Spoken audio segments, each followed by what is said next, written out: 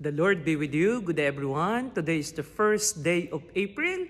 For some, they call it April Fool's Day. But for us Catholics, this is a year of hope.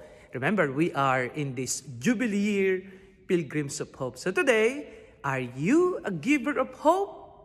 Or do you discourage others that led them to lose their hope? You have a choice. Are you an instrument of hope, or are you a prophet of doom and discouragement?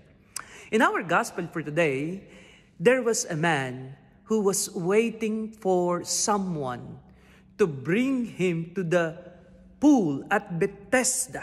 Because, they have a belief that the first one who will be able to dip on the pool at Bethesda will be healed when the angels stir the water. But he said, no one would bring me there. And so Jesus healed him. He said, get up, take up your mat.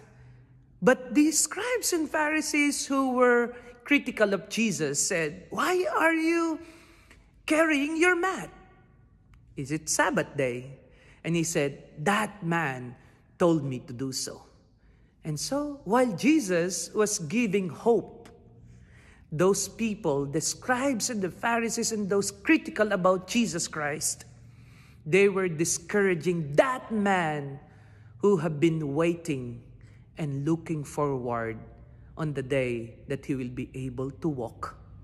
Today, my dear sisters and brothers, the worst thing that could ever happen to a man is to be in despair, losing hope.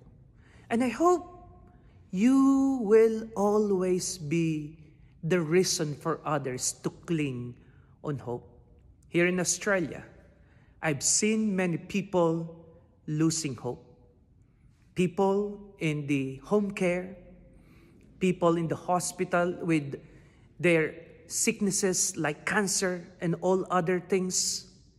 People in the prison, those who are losing jobs, those who are in the difficult situation in their family life. Many people are losing their hope. Well, we know we cannot be the answer to them because the most difficult thing on our part is we want to help, but we can't do anything to lighten the burden. But at least what we can do is to listen and support them and let them cling on even to the last thread of hope that they have in their heart. Let us be the beacon of light, the beacon of hope, rather than being a prophet of doom. Be an instrument of hope. Never ever be the reason while others will be discouraged in their life. Don't be a distractor or detractors. Rather, be a support of those people longing for hope in their lives. God bless you.